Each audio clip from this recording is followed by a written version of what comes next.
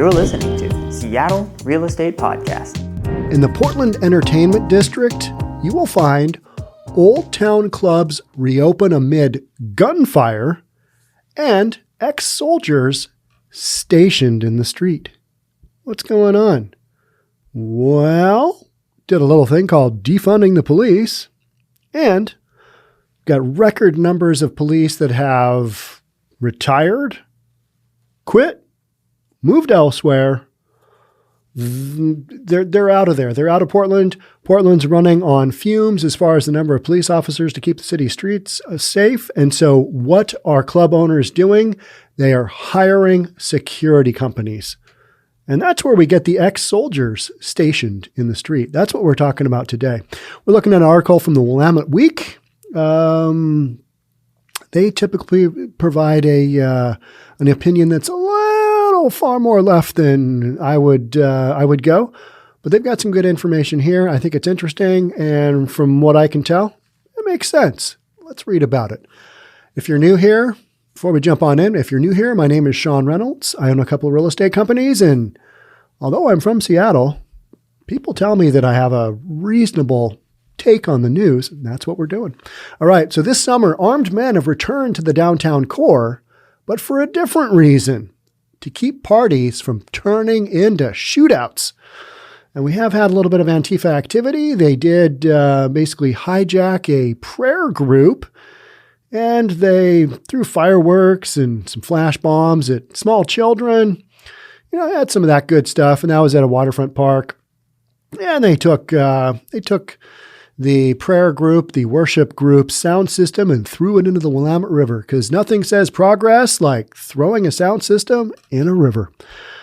But let's get back to our ex-soldiers who are now patrolling the streets of Portland. Remember when we had the whole thing of, the federal officers are in unmarked cars and they're in plain clothes and they're just picking people up off of the streets and just kidnapping them. Yeah, that was just all nonsense. That was all nonsense by the media.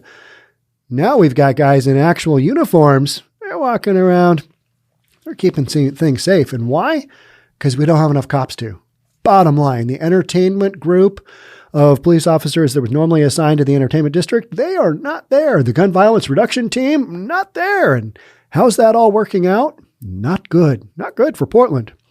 It's last call in Chinatown, and crowd spills out of Shake Bar onto Northwest Couch Street.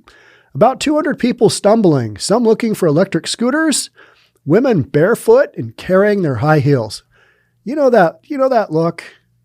Yeah, that's that look of, all right, I'm so drunk I can't walk, and I came in these sexy high heels, and that's not an option for me anymore because I'm going to tip on over if I wear these high heels. So they just barefooted out of there and stumble to whatever vehicle, whatever mode of transportation they're going to get to their ride, wherever that might be.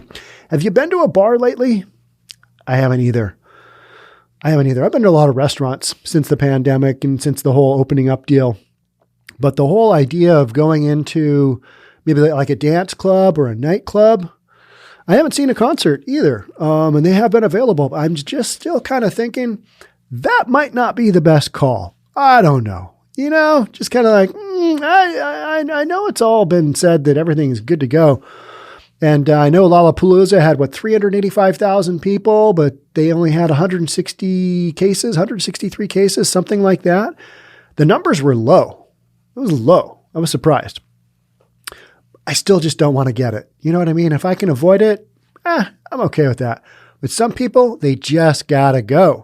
They just got to go. We had a show in Seattle. My youngest son went to Diplo. Yep. You know the artist Diplo? Yeah, me neither. But Diplo, I mean, big things happening with Diplo. It was a bunch of artists in Seattle, and it was at the Seattle Center Coliseum kind of area. And so there was a show there last night. It looked like a lot of fun, but I kind of thought to myself, I still don't want to get the Rona. I just don't. It's not on my list of things to do today. So if there's going to be a show, it's going to have to be a pretty major show for me to want to go. Because I'm willing to go to a restaurant with friends or family and do that whole thing. But, standing shoulder to shoulder, waiting for the restroom, waiting for maybe a adult beverage, just walking around. Just not quite there yet. I don't know. That's just me. The club goers are met by a heavily armed guard. Talking about the people at the clubs now. He stands beneath the hung far low sign. Hung far low. It's quite a sign, isn't it? It's quite a mental image. How are you hung? Far and low. He's clad in a bulletproof vest and desert tan tactical pants, with a 9mm pistol strapped to his leg and an AR-15 semi-automatic rifle slung over his shoulder. We're talking military. We're talking some firepower. We're talking safety. His name is Jean-Pierre LaFont. He's a 45-year-old veteran who lives in Gresham. He says he did a tour of duty in Bosnia with the Navy SEALs. He's 6 feet tall, wears black gloves outlined with white bones, and is delighted to talk about his work. My job is to get you home safe, he says, unless you're the perpetrator. The only way for evil to succeed is for good men to do nothing. That should be on a hat, shouldn't it? So I'm going to do something, he says. LaFont works for Ravencrest Force Protection Group. On the job, he goes by Reaper. That's a name, Reaper. His boss is codenamed Ghost. Their Northwest Portland firm bills itself as a private military contractor, the kind of firm that operates in war zones.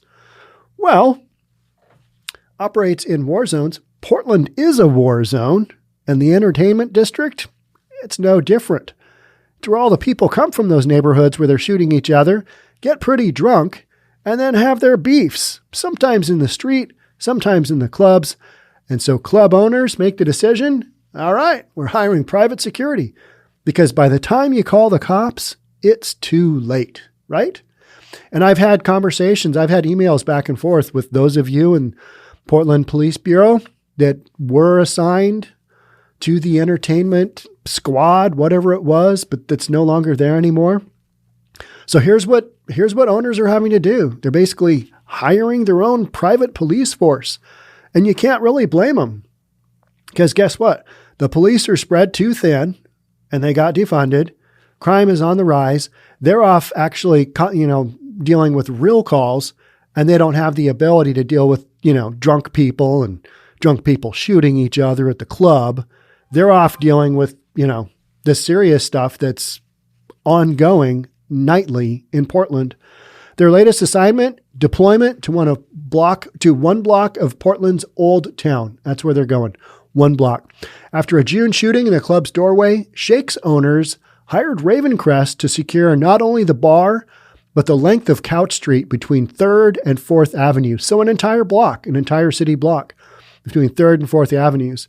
Nearly 2 months later, LaFont patrols this street every Friday and Saturday night, trying to prevent the latest killing in what he describes as a gang war. He finds the work gratifying. I'd rather die with my boots on, LaFont says, than die in an old folks' home hearing Christmas carols sung by Boy Scouts. That's an image there. He wants to die with his boots on. No old folks' home hearing Christmas carols sung by Boy Scouts. Here's the thing. When you're, 45? When you're 45, sitting in an old folks' home sounds awful. But at that point in time in your life, that's probably the best place for you to be, because you've got all of the stuff that you need in case something goes sideways. And if you're 80, 90 years old, whatever it is, 70 with health issues, that's probably the place you need to be. Unfortunately, it's not where you want to be. But when you're 45, you're talking about, I'm going to die with my boots on. I don't really want to die at all. Boots, no boots, old folks home, no Christmas carols, no Boy Scouts, no, none of that stuff. Don't want to really die. But, you see where this guy's going now, and he's a cowboy. He's a cowboy. He's going to make sure that you get home safe with his 9mm and his AR-15. He's going to shoot the bad guy. He is looking for that. That's security, right? That's private security. Ravencrest is one of at least 3 companies with armed guards patrolling Old Town's club scene. When you walk around like downtown Seattle, when you walk around downtown Portland, you walk around downtown San Francisco, you know what you see a lot of? private security guards. Every major building, condo, big complex, they've got at least one, maybe two security guards walking around because security is a real thing in downtowns, especially in downtown Portland. All the crazy protests that happened last year that ended up with, windows being bashed in and graffiti and all that stuff. Yeah, get yourself a good security guard. Yeah, go ahead. Try and take this window. See what happens. Downtown Portland was defined last summer by squadrons of uniformed men equipped with tear gas and guns, federal agents, as well as police officers sent to quell Portland's racial justice protests. This summer, armed men have returned to the downtown core, but for a different reason, to keep parties from turning into shootouts. Their presence marks the confluence of club owners' desire to reopen for business despite City Hall's floundering attempts to grapple with the social upheaval that upended Portland after George Floyd's murder in Minneapolis sparked months of protests and nationwide demands to defund police. Nowhere other than Portland was it worse. Just the whole debacle of, we're defunding the police. I've been reading Andy No's book, Unmasked, basically about Antifa. Super interesting, but gives a really kind of deep dive on the whole Rose City Antifa, RCA, and its history in the city of Portland, and kind of them just, I was down there for one night and it was pretty crazy. I mean, some of the stuff I saw there, that was, 2.0 versus Seattle being 1.0. Let's put it that way. And Portland just had, just some crazy protests and just, the federal government, Trump saying, we're going to send in the National Guard, that kind of thing. And just this total mess of a situation. And I don't really blame at this point in time club owners from saying, all right, let's just make this safe. Let's just get some private security in here and let's go. One of the results, a Portland Police Bureau that says it's about 120 officers slimmer. Yeah, they're way down in Portland. They're way down in officers, bolstering demand for private security companies like Ravencrest. This spring, the city's nightclubs reopened in the midst of a wave of gunfire killing Black people at a rate seen nowhere else in the country.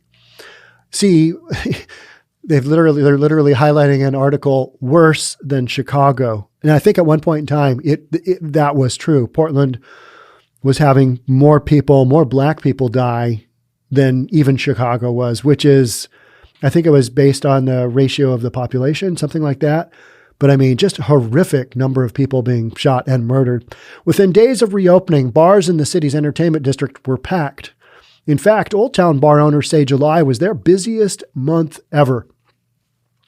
I've heard from my friend Dan Flitch, who owns a couple of bars here, one in Kenmore up north and one here in Bellevue. It's had some amazing numbers. People are going out. They want to go out. They want to enjoy themselves. It's summer. We didn't get to do that last summer. Last summer was like, summer's here. What can we do? Nothing. Let's just hunker down and pretend this all didn't happen, right? And that's kind of where most of us were at. Amid the flourishing nightlife scene, many bullets. That's not what you want to see in the flourishing nightlife scene, is it? Less than a month after a gunman opened fire at Shake Bar, an 18-year-old woman was killed in front of a row of food carts in Old Town on July 17th. The shooter wounded 6 others. That was a crazy shooting. I am no longer reporting on individual shootings because I just don't want to give that much, I just don't want to place that much attention on it. But man, if you want to check out the shootings in Portland or shootings even in Seattle, they're off the hook. Chicago, Atlanta, not good. But amid the booming business and gun violence, the Portland Police Bureau hasn't kept pace. Well, it's not that they haven't kept pace. They've basically been defunded and they've had no incentive. There's no way to bring new cops on. No way. I mean, who in their right mind would want to be a cop in Portland right now? No, that's a hard no-go for me, and probably a hard no-go for most police officers and somebody looking to get into law enforcement. Portland, ooh, you got to be a real cowboy to want to go and work there, because the environment has been so anti-police, just so anti-police, hideously anti-police. Following last year's budget cuts, the Bureau last July dissolved its nightlife unit, the Central Precinct Entertainment Detail. Currently, only 2 Portland police officers are assigned to the neighborhood's nightlife scene, compared to 9 before, according to Police Bureau spokesman Lieutenant Greg Pashley. Business owners and police alike say that that's insufficient. There's not enough cops. But if they put in more to the Central Precinct Entertainment Detail, they got to take them from somewhere else in the police department, and they just don't have enough cops. That's why here in Seattle, some of your calls, they're going to take your 911 calls, they're going to take an hour to get responded to here in Seattle. The cops are off. They're responding to priority 1 and priority 2. They don't have time for your whatever little, problem where, I need a cop. Oh, I'm being robbed. They don't have time to deal with a lot of that. They're dealing with just the major calls that have to do with public safety. Business owners and police alike say that that's insufficient. Well, it probably is, but that's where it's at, right? There aren't enough police officers, said Jessie Burke, co-owner of the Society Hotel and president of the Old Town Chinatown Community Association. She helped arrange the installation of street barricades to slow traffic, but says she wasn't aware of a nightclub guard carrying a rifle. We're having to do what the government used to do. We're kind of running an underground government to keep things safe. And it's not even really that underground, is it? When you've got a security guard running around with a 9mm and an AR-15, that's pretty out in the open. The decreased police presence created what business owners describe as a public safety vacuum. Private security companies arrived with rifles, metal detector wands, and Kevlar vests. As they should. They don't want to die either. That's not in their job description. The strategy alarms a police captain who once oversaw the entertainment detail. We're there just to make sure that people are safe, says Central Precinct Captain Robert Simon. And introducing an AR-15 into a group of drunks, it's not the right tool for the application. We never did that. And the thing is the police had time to build a rapport over time, right? With the bar owners, with the regulars. People knew what they were doing there. People got used to them. They're there all the time. They knew the drill. But now there's not enough cops on the streets outside of the entertainment district to be able to keep everybody safe. And guess what? On an average weekend, guess what the police are out doing? Yeah, gunshots.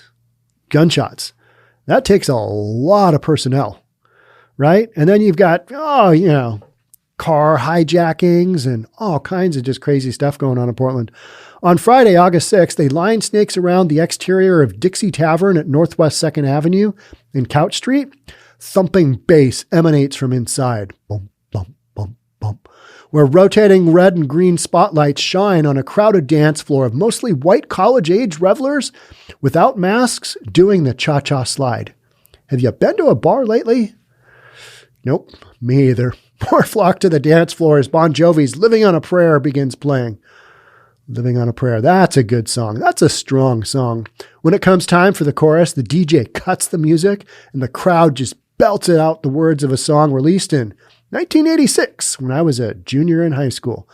I thought it was kind of a cheesy song back then, but it was Bon Jovi and the chicks dug Bon Jovi. So that's the direction you go. Bon Jovi just had that crazy big hair, right? More than a decade before most of them were born. That is frightening. 1986, Living on a Prayer. Most of these kids are not alive. It's not packed yet, says Dan Lenzen, Dixie Tavern's owner, gazing down at the dance floor from a second-level balcony. Lenzen says July was a record month. He attributes the surge to a hunger among young people to be social and flirt after more than a year of isolation. Well, I no longer really need to flirt, shall we say. I need to stay alive and getting around a whole bunch of people. I'm not opposed, but I'm not going out of my way either to go to the nightclub scene. I have gone to enough events where I feel like I've risked getting sick, and I just, let's see, a list of things to do. Oh, I got to work on my taxes. Yeah, I got to respond to that transaction. I got to help that guy out, trying not to get sued. Getting sick from COVID, that not on my list. You know what I mean? So going out, doing that whole thing, even if everybody else has been vaccinated and all that good stuff, and I'm wearing a mask until I sit down at the table, all that stuff. Yeah, I'm okay with the restaurants, but the nightclub thing, concerts, just not quite there yet. Across West Burnside Street, another crowd of young people flocks outside of the Fuse Bar. This clientele is predominantly Black and Latinx. Azim Patel, owner of Fuse Bar, agrees with Lenzen that pandemic fatigue is great for business. It's kind of what my buddy Dan has said. Hey, yeah, people are coming out. They are flocking. They're looking to get out. They're looking to go have some fun, blow off some steam, do their thing. It's Sociology 101, Patel says. You had a year when people couldn't celebrate their birthdays. The whole zodiac. Yep. Everybody wants to go out. Living on a prayer. Beginning in 2012, the Portland Police Bureau staffed a unit specifically assigned to the nightlife scene. Sam Adams, who was mayor during that time, implemented the city ordinance that paid for barricades around the entertainment district. Adams, now director of strategic innovations in Mayor Ted Wheeler's office, says the barricades, in addition to removing vehicles from the equation, help prevent drunken skirmishes he described as bro bumping by allowing clubgoers to walk in the street instead of squishing them onto crowded sidewalks. Those drunk people, they just can't manage to get down a sidewalk without bro bumping each other. Interesting. Didn't know that was a term. Bro bumping. Oh, Portland. The entertainment detail consisted of one sergeant and up to 7 officers who patrolled outside of Old Town nightclubs, which on weekend nights could draw 20,000 patrons, Lenzen said. That sergeant and those officers became experts, basically, said Pashley.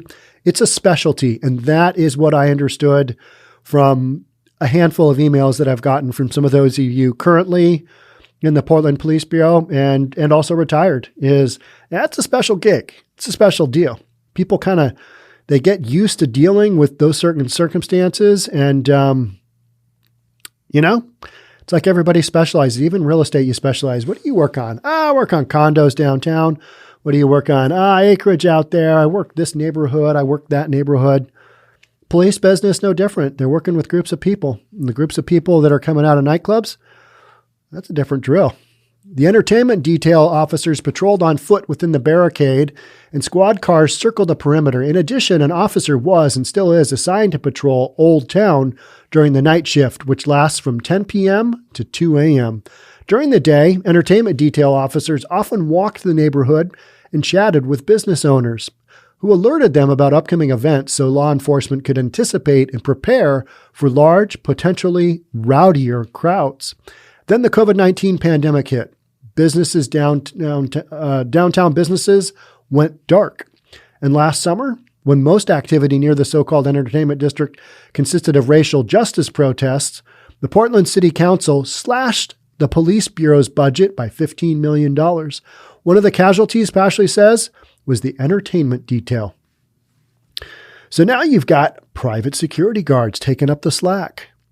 All right. Bar owners and local neighborhood groups raised concerns about the decreased police presence during a mid-June meeting at Dixie Tavern with Captain Simon, as well as the Central Precinct Commander and a lieutenant.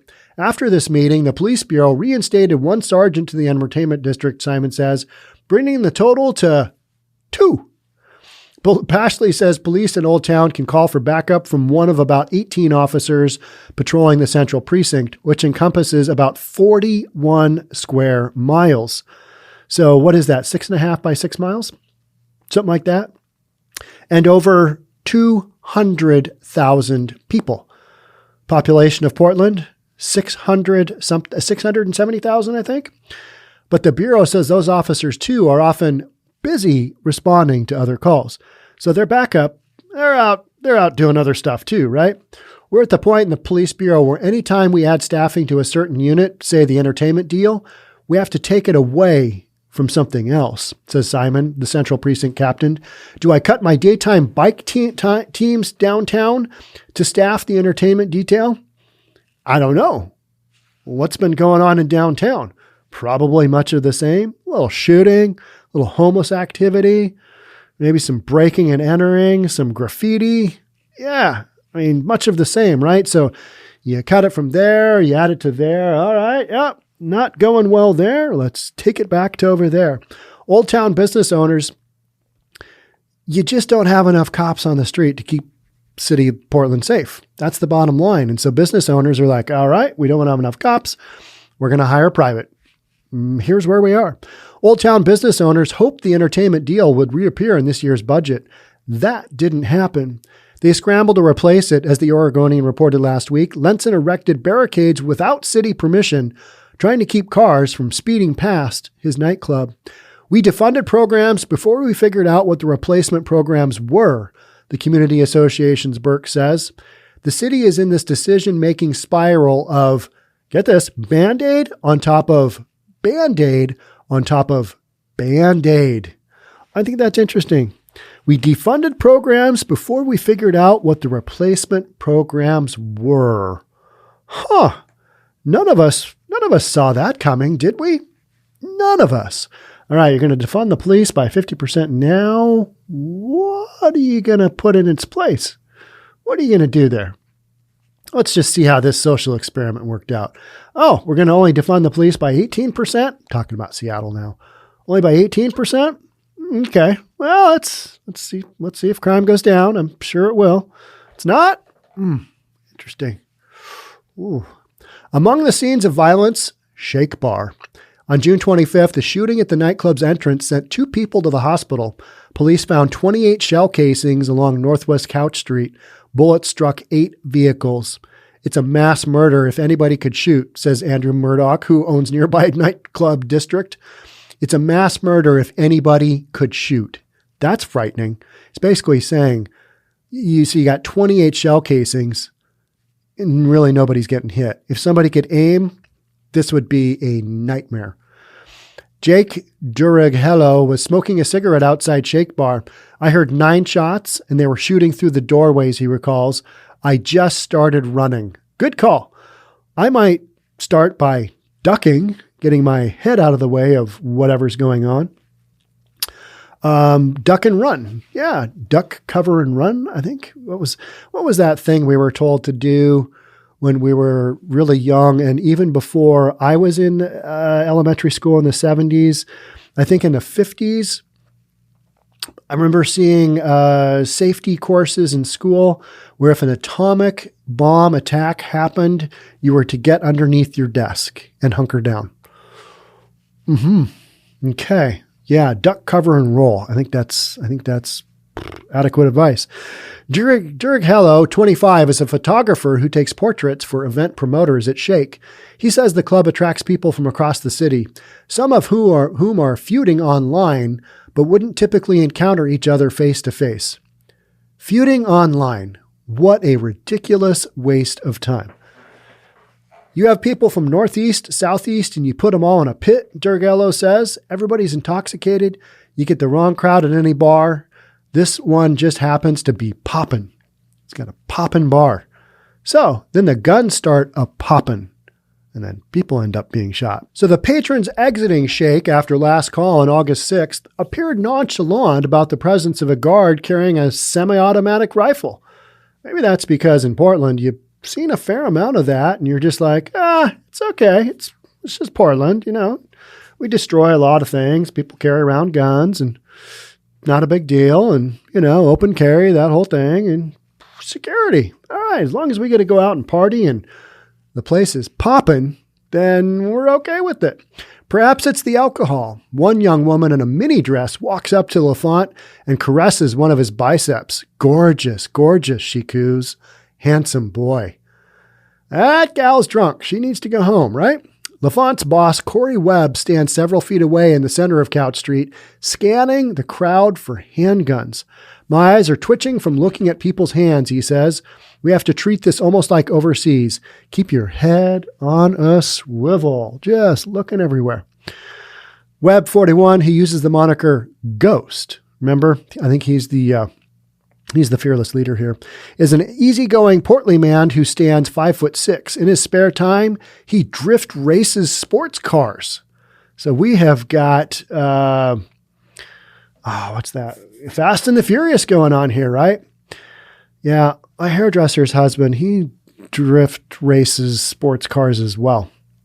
I just never really understood that one. You drift and you're just going real fast and you're drifting. What about just staying on the road? Staying on the road. In between the center line and the white line on the right. Just stay there. Just go fast forward. No drifting. Webb, after an Army tour of duty in Iraq, Webb founded Ravencrest Force Protection Group in 2017, seeking to employ veterans who didn't want to become police officers. Some guys come out of the military tired of the government, he says. On its website, Ravencrest says it will send security teams in tactical uniform to protect businesses. Within the limits of local and state law, the site explains, a uniformed security officer will take all responsible and necessary steps to protect persons and property, including the apprehension of suspects and the use of deadly force when necessary. Whew. Sounds like what the police used to do, what they used to be able to do. We're literally taking away all the police force, all of their tools. There's going to end up with like nothing. And we're going to wonder why a bunch of these crimes, police can't really do much. Interesting. But Webb says his men are loath to fire their weapons. Instead, he says, much of his squad's task is to provide the appearance of order. Yeah, well, an AR-15 at the door, that'll kind of do that. In spite of some people saying, you know what? If you had 10 officers in the corner, that shooting just would have happened anyway. I kind of believe that a show of force leads people to think that maybe it's not a good idea to pull a gun on their fellow human being and shoot that gun. But that's just me. That includes pulling out the AR-15 at closing time. People leaving the club glimpse the gun, Webb says, and decide, oh shit, that's a big-ass gun.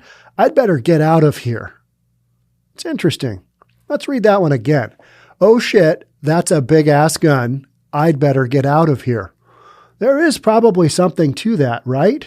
I mean, that's probably pretty accurate statement.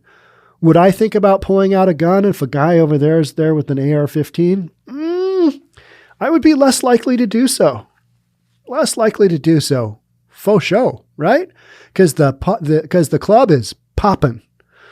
Ravencrest takes other precautions as the club prepares to close at 1:30 a.m. All right, 1:30 a.m. I have been in bed for many hours asleep. I am not out at the club looking for last call.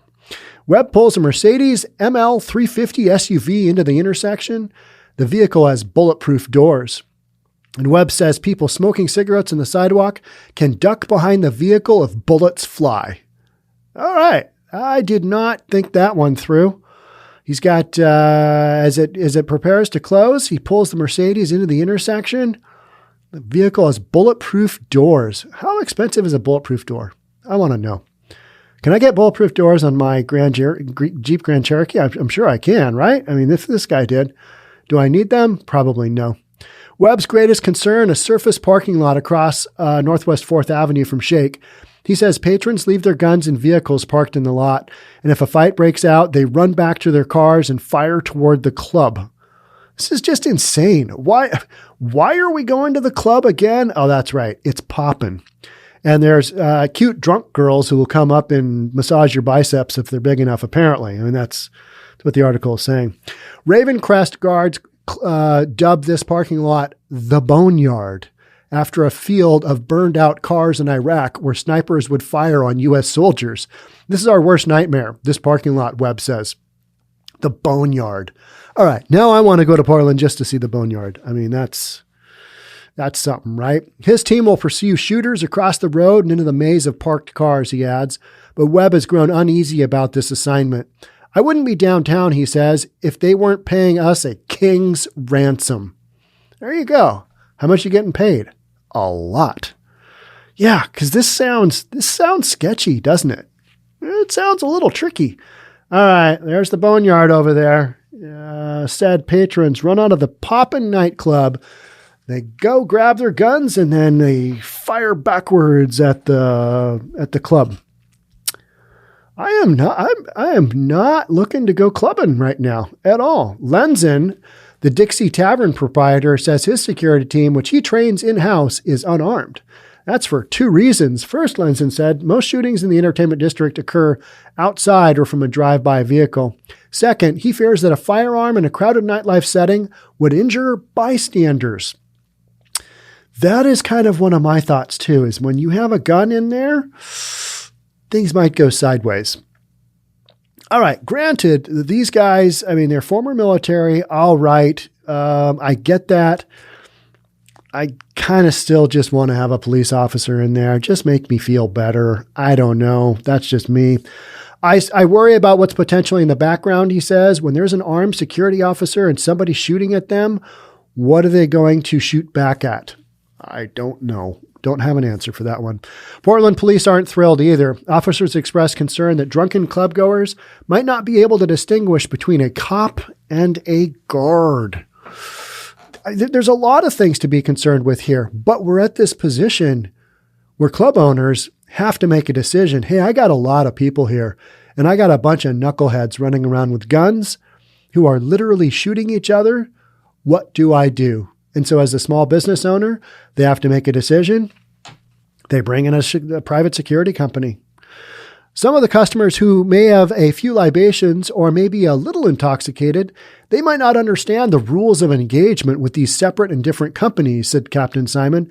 And that presents a lot of confusion. But for the patrons and for the owners, they don't know what they're getting and what they're paying for. It's a weird spot down there right now. Yeah, it sounds like it. It sounds like it's also a little dangerous. I'm going to pass. You want to go clubbing tonight? You want to go out till 1:30 for last call? Not really. Hey, at 1:30, they'll bring the bulletproof car into the intersection and we can hide behind that in case there is a shootout. I don't want to make fun of any of this, but this just kind of sounds crazy. And I am making fun of this because so much of this is completely unnecessary. Completely unnecessary. People running around with guns at clubs. Private security guards in Portland occasionally use deadly force. On May 29th, a guard for Cornerstone Security Group shot and killed 49-year-old Freddie Nelson Jr. at Delta Park Center. Oregon Public Broadcasting reported, and in 2019, private security guards shot and killed 42-year-old Eugene Farr Jr. outside the Dream On Saloon on Southeast Stark Street. Simon says that prior to lockdown, he observed no more than 2 private security firms in the nightlife scene. Today, he says there's about 5. Now it's a little bit more fragmented. At least 2 additional security firms patrol downtown streets with guns. One of them, Portland Patrol, has long worked for the Portland Business Alliance and is authorized to carry weapons by a contract with the city. The other, Echelon Protective Services, patrols Ankeny Alley, the pedestrian plaza outside Voodoo Donut. That's really well known. Its officers dressed in blue uniforms carry handguns inside holsters. Echelon's owner, Dustin Alex Stone, a former police officer in Clatskanie, Oregon, says his guards act as a deterrent. It's like a scarecrow in the field, he says, but with guns. Stone characterizes Echelon's work as part of outreach to the unhoused community. That's what security companies need to do, he says. They need to be helping people, even just handing out a cigarette to somebody. All right, but that's also the city's responsibility, isn't it? Isn't that what we have city leadership and government for? I think it is, but when they're not doing anything, everybody else has got to step in, including the security guard companies. Caitlin Day, a homeless advocate with the Western Regional Advocacy Project, has tracked the expansion of private security in downtown Portland. She says Echelon has overstepped its boundaries by patrolling public streets. Okay, yeah, maybe, but somebody's got to do it. That's the bottom line, right? It seems like increasingly private security is starting to take over public space, which is a very alarming trend, Day says. They don't seem to be following any laws at all.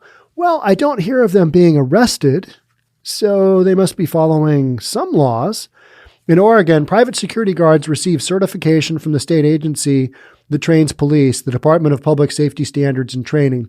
Statewide, the Department of Public Safety Standards and Training certified 14,923 unarmed security guards who completed 14 hours of training, and a bunch of armed security guards who underwent an additional 24 hours of training.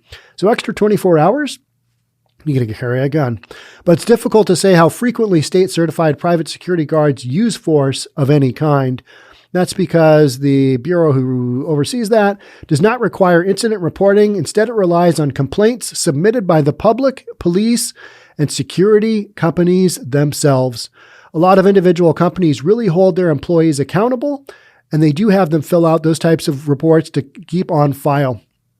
So this is what we've got going on in Portland. And I've seen this and I've heard about this in Seattle, and it's just this ongoing thing where essentially you don't have enough cops to do the job that they used to be able to do.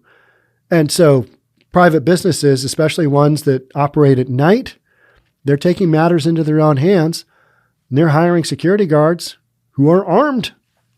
Yeah, people have to take care of their own deal because don't have enough manpower in the police force to make that happen. Crazy scenario, right? I mean, I can understand if you had just tons and tons of people coming to your clubs, which these clubs do right now, but long term, is this a solution? Having private security guards? I mean, it just sounds like, I don't know, it just sounds like a war zone, which is, I guess, what a lot of these areas are, given kind of what's going on in their residential neighborhoods. Portland, yeah, I got some shootings happening. Crazy. All right, so that's it for me on Old Town clubs reopen amid gunfire and ex-soldiers stationed in the street. Yeah, stuff. It's a happening, right? Crazy. And why do we read about this stuff on a real estate podcast? All of this stuff is related to public safety, keeping people safe, keeping communities safe, keeping neighborhoods safe. Some neighborhoods aren't safe. Some neighborhoods just have a crazy amount of shooting going on right now. Need to talk about that. Public safety. It's important. It's a thing. All right. Thanks so much for being here. I will catch up with you soon. Until then, stay safe. We'll see you on the next one. Bye for now.